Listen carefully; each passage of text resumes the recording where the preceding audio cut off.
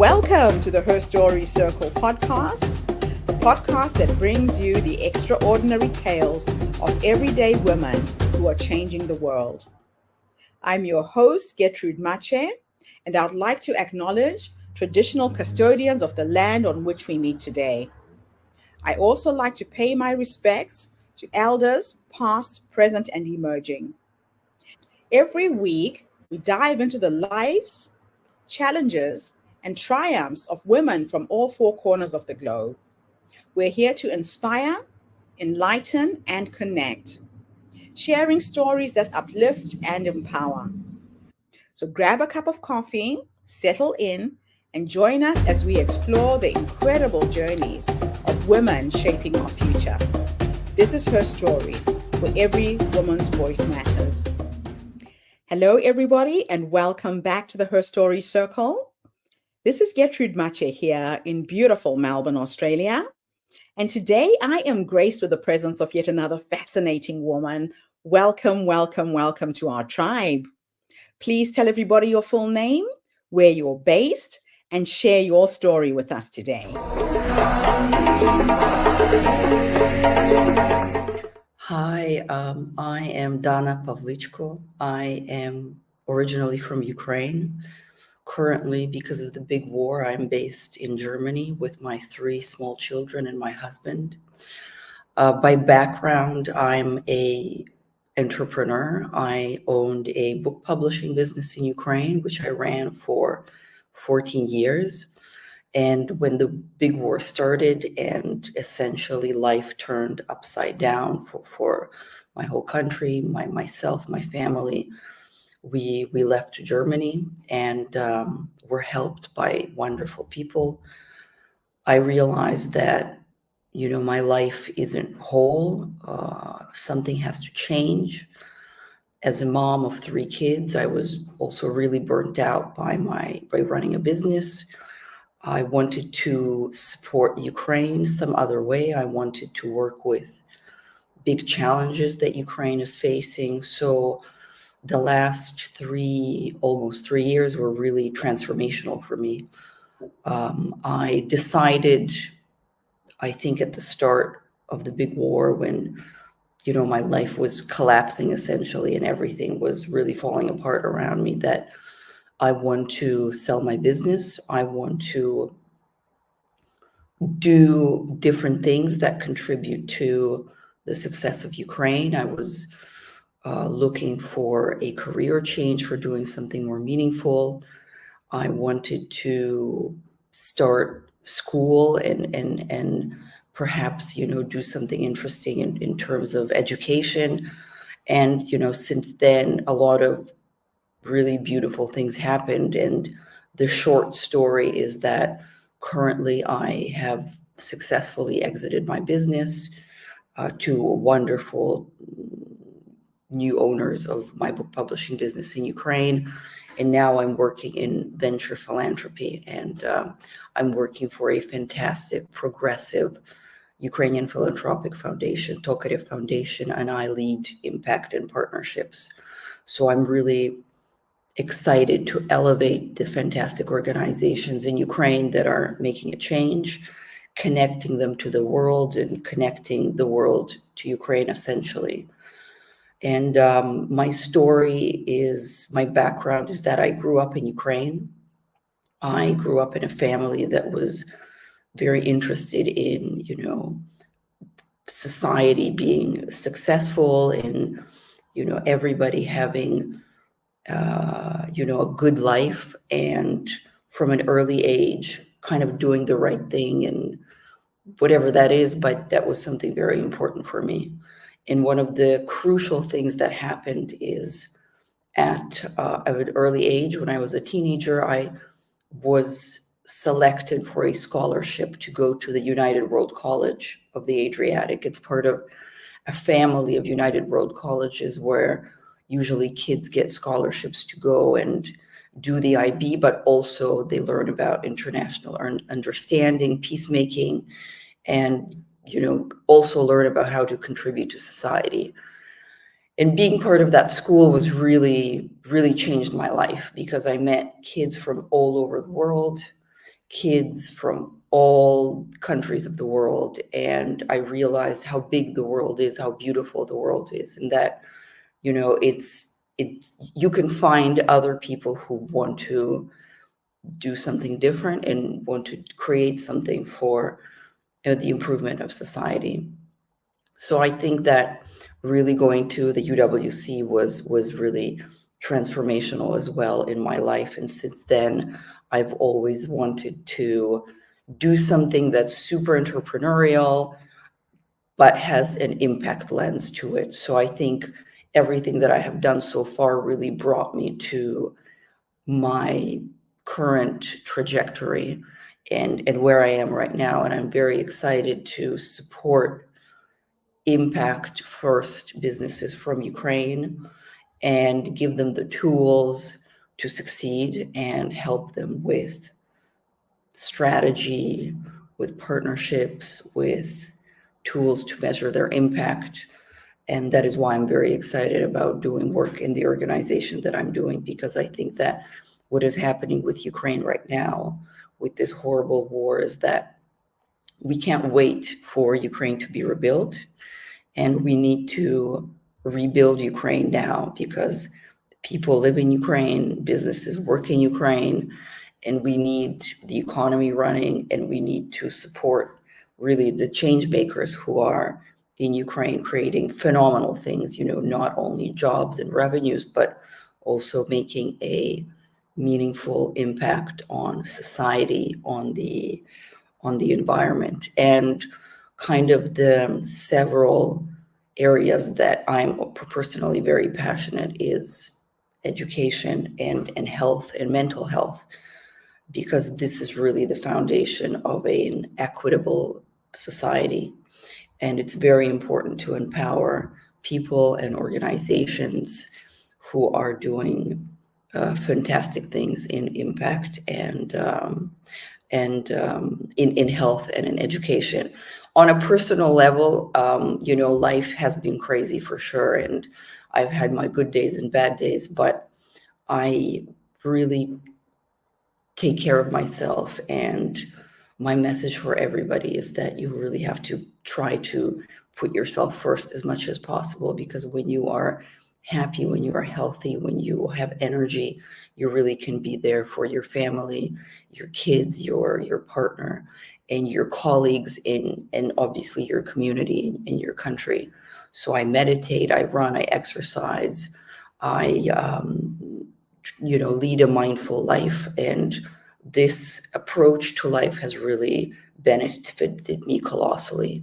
And I spread this message as much as I can and support a lot of people and organizations also in mentoring them, and how not only to be a successful entrepreneur, but how to find the balance and be a person who lives a mindful life and manages to find happiness every day. And I think that, I can say that yet again, there's good days and bad days and things I do that, I'm sure could do better. But overall, I think I'm, happy. And every day I live a happy, peaceful life. And this is an important message, that living with love and peace is important for me, and I think something that is great to share with the world and those who can benefit from this. Wow, Dana, what an incredible life you have led. It's just incredible to see how somebody who's coming out of a war-torn homeland can move to another country and still have the heart to look back and want to make a difference. Kudos to you for selling your business and now continuing your work in a different way. So the second derivative focuses on accelerating the growth of companies that positively impact Ukraine. What inspired you to create this venture philanthropic fund, and what has been its most significant achievement so far? So the second derivative is an impact startup that I did last year. Mhm. I was very passionate about understanding how impact investing can benefit Ukraine. So I received a grant to research the impact investing ecosystem in Ukraine and pilot this work with two fantastic impact businesses in Ukraine. Wow. And afterwards, I realized that to scale this effort, I cannot do this alone. So I was on a journey to find allies. And in this journey, I found fantastic allies, and these are currently the people I work with right now. So currently, I am the Chief Impact and Partnerships Officer at Tokarev Foundation, which is a private philanthropic foundation Okay. that also focuses on, uh, you know, focuses on impact businesses and also really innovative non-for-profits working in ed tech, in health tech, and in gov tech. So the work that we're doing now is very important, and it ties into what I was doing prior. So I'm very happy that this new trajectory for me personally is something that other people are excited about, and this was my biggest goal, to get allies. And also currently we are also looking for partners and partnering with a lot of fantastic organizations in Ukraine, for-profit businesses, non-for-profits, government agencies who are looking to create meaningful impact in health tech and ed tech and in gov tech. And I'm also excited that part of this work that we're doing at Tokarev Foundation is also aimed at launching, going forward, impact investing from our side in Ukraine. So that's very, very exciting, because I think these are tools that have the possibility to create meaningful impact for society, and especially it's necessary in a place which is still ravaged by war every day. Your journey with the publishing house from bankruptcy to global success is remarkable. What were the key strategies that you implemented that contributed to this transformation? When I started running the publishing business, I was very young. So I think I was super naive, and not knowing what you're doing could be, really beneficial. And I think this is, the power behind entrepreneurial thinking, that sometimes we believe so strongly that we can do anything. Yes. And this belief that we will succeed was really a strategy that helped us. In addition, back when I started and all throughout my journey, we did things differently. So we totally changed the trajectory of the business from an academic publishing to doing books on design and photography. We had really, out there kind of visuals and design, and had really exciting marketing. So we were really different, and that really excited the market and really created a really loyal following for us. And we really, really did everything that we could to market, to tell our story, to do things online, to have great marketing in terms of social media, because this is where our audience was. And I think that also was a really big part of our strategy, is marketing and online marketing and social media marketing. And frankly, the last point is just being ourselves, being super authentic. And this kind of punk rock vibe that we had at the publishing house was really the essence of our product, and was a big part of our story, and that resonated with a lot of people. It's just amazing what can be done when you are on purpose. Now, As a social entrepreneur with extensive experience in the EU and Ukraine, what unique challenges have you encountered in scaling social enterprises across these regions? I'm very excited to take an organization from zero to one, and it's very, very fun growing an organization. And this is what we're doing now with Tokarev Foundation. So, it's a very dynamic and exciting process.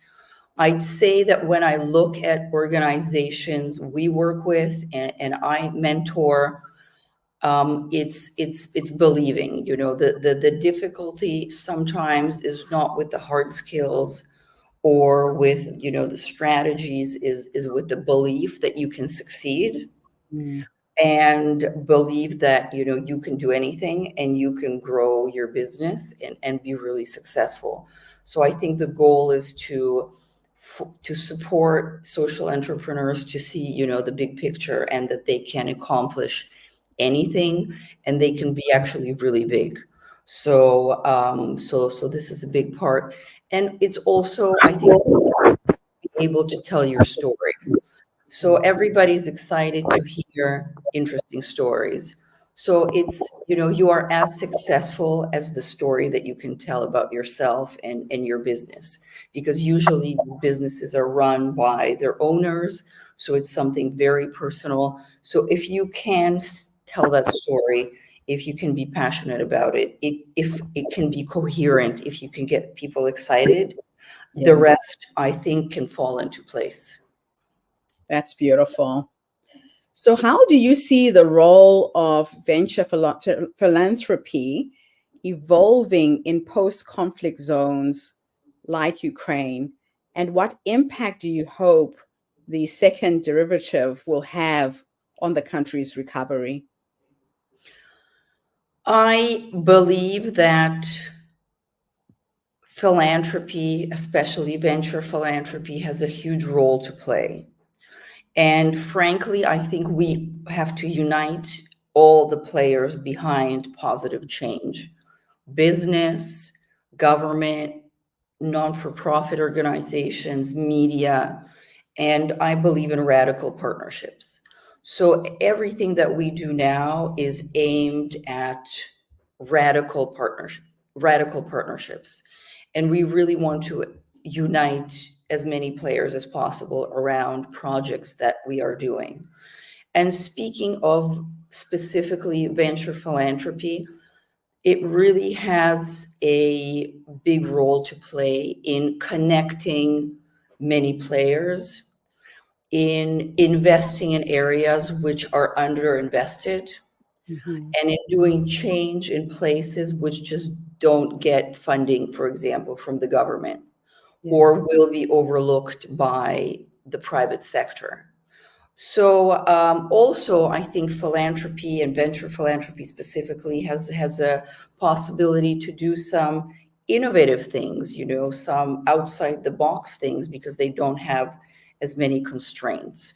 So Right. this is what we are doing as well, and we are, experimenting and piloting things and trying to do innovative projects and things and measure their success, measure their impact, to understand what can be scaled and what cannot. You are currently pursuing an EMBA with a focus on strategy and transformation in the social impact space. How has this academic journey influenced your approach to leading social enterprises? Doing the executive MBA in Oxford and Said Business School was one of the best decisions of my life. I know MBA schools get bad cred, but I loved it, meeting people from all over the world who are so smart and wonderful is in and of itself worth it. Being able to study with phenomenal professors and really learning about a lot of things really gave me a wider lens to look at business and management. And, I now understand business much better and management. And that's why I think I can approach, working in the philanthropic sector with, kind of, a bigger lens with more tools and support social entrepreneurs better as well. I personally really try to focus everything I do and everything I did in these 2 years of my degree on what I do, and that is social impact, impact measurement and management, and strategy, because I'm really excited about strategy for social entrepreneurs and how strategy and understanding strategy and strategy execution and tools you can use. These are all things that can be really beneficial for, impact businesses and social entrepreneurs. And really this came at a time where I was really at my lowest point. And it was such a fantastic way to lift me up, to study, to learn, to be around ideas, to understand, the world is my oyster, and be around amazing people. This was very inspiring, and it will inspire me for the rest of my life. That is just beautiful. It's nothing like feeding the mind to allow it to expand.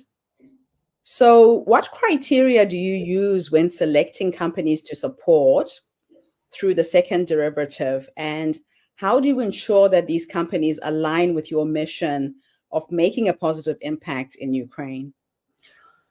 We select in our foundation, in Tokarev Foundation, we select organizations based on, very rigorous criteria. We want to work with partners. So first of all, it's important that we build a relationship where we support each other and we help these organizations succeed. And when we select, we look for organizations with phenomenal teams of founders, like really, really stellar founding and leadership teams. We look for organizations and projects that can have maximum impact. We also look for organizations and projects which can be scalable at a community level, at a national level.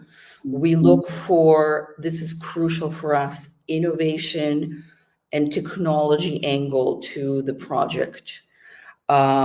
This is also very important to scale this bit.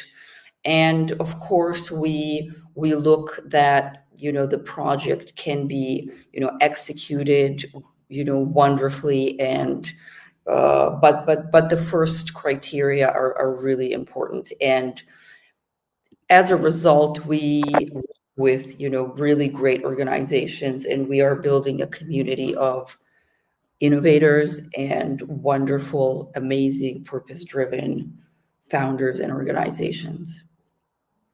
That is just amazing. Very, very exciting to hear. In your experience, how can collaboration between philanthropists and impact investors be optimized to create more sustainable and scalable social enterprises? I think that, as I mentioned before, it is really important to partner. I really believe in partnership. I believe that it's better to partner than to start reinventing the wheel or creating something from scratch.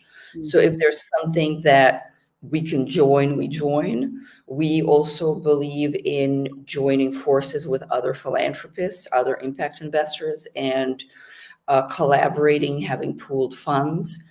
So collaboration, I think, is the biggest piece, and having that mentality that, we are better together than separately. And, building relationships. I think it's important for us to build relationships and to put our best foot forward, and to, not only think about ourselves, but think about the greater good. How can we together support the greater good? How can we together collectively support the growth of purpose-driven organizations? What are the most critical factors for success of social enterprises in regions facing economic and political instability like Ukraine?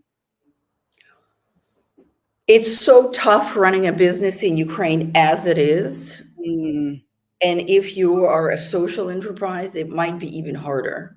right. So for some sectors, for some industries, it's really tough. It's really, really, really, really tough now. So of course, we want the war to end. This is a must. And nevertheless, due to the fact that the war is continuing and it is absolutely awful, businesses are working. So we need capacity building for these businesses to be investment ready. We need investment both from Ukraine and from abroad. Yes. And some investment, minimum of investment, of course, is coming in, but it's trickling in. So it's hard to invest in a war-torn country. So Yes. we need philanthropic support. There's philanthropic investment that can come in, and this is something that we're working around to get philanthropists who are exciting in the work we're doing to support organizations. And this is really important, and I think this is possible. And of course, support local organizations. This is crucial. Local organizations, local businesses, they need funding to grow and be successful in Ukraine. Now, how do you measure the social impact of companies that you support? And what are the key indicators that you look for when evaluating their success? Impact measurement in management is a big part of the work we're doing. I think it's really important to build up the capacity of Ukrainian impact businesses and not-for-profits in measuring their impact and being able to tell their impact story. Right. And the work we're doing is not only in, for example, giving out grants, but also in supporting organizations with this capacity building exercises and supporting organizations in being able to measure and manage their impact and tell their impact story. Mm-hmm. And what we are working on is making sure it's as simple as possible, as agile as possible, because these organizations really run on low capacity. Their leaders are stressed. They work under bombs. They don't have electricity very often. So we are really creating and going to now pilot programs that are very, very, very agile, I would say. And everything really begins with, in our opinion, is having a theory of change, Yes. choosing important data points you measure, and starting to measure these data points, understanding the difference between, outcomes and outputs and impacts, and building it from there, being able to communicate your story internally for your team and externally for the community. So I think this is kind of like a very basic foundation that it's important to start with, and then you can build it on from there. Now, looking forward, what are your long-term goals for the second derivative, and how do you envisage its role in shaping the future of social entrepreneurship in Ukraine and beyond?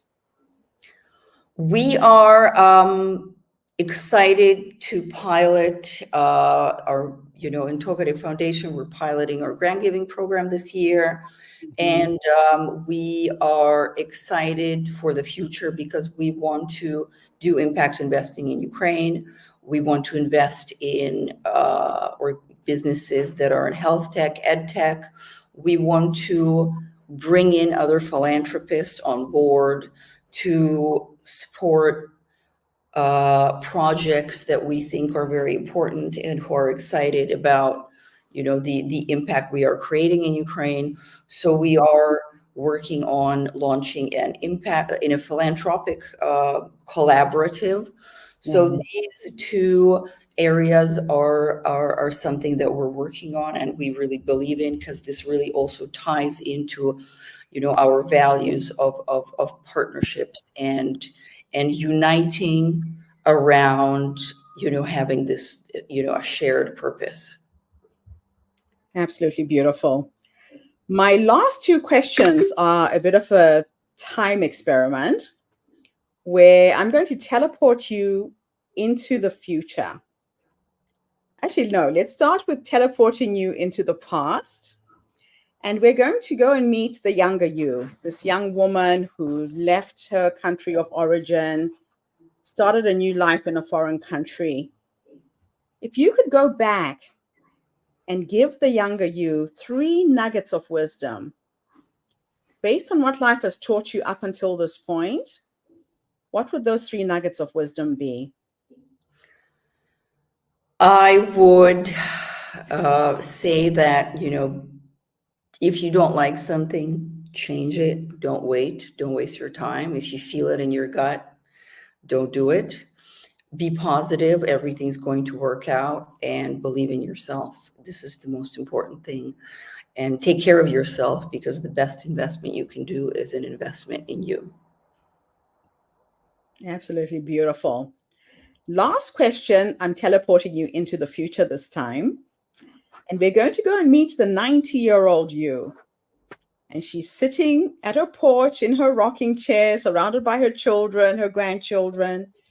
If I could teleport you into the future to meet the future you, based on everything you've gone through, what are you going to say to this wise woman when you finally meet her? Oh gosh, I still hope that, a lot of things, exciting things will happen, but I would say that, it's be grateful, be happy, and be present in, the now, and be grateful for all that has happened. Fantastic. I like to ask that last question because a lot of women don't realize that the wise woman is already in us. She's that little quiet voice that tells you to start a business, to leave your country and build a better life for your children. She's the voice that tells you to go left, go right, say yes, say no.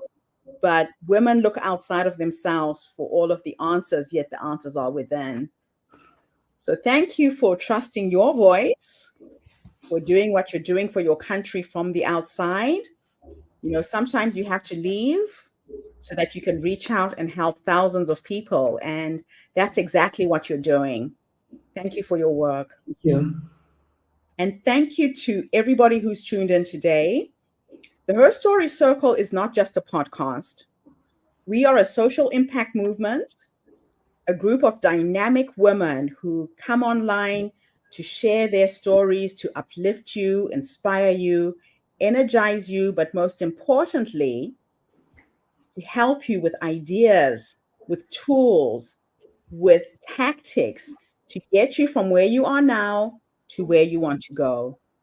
So tune in again tomorrow when I interview yet another amazing guest.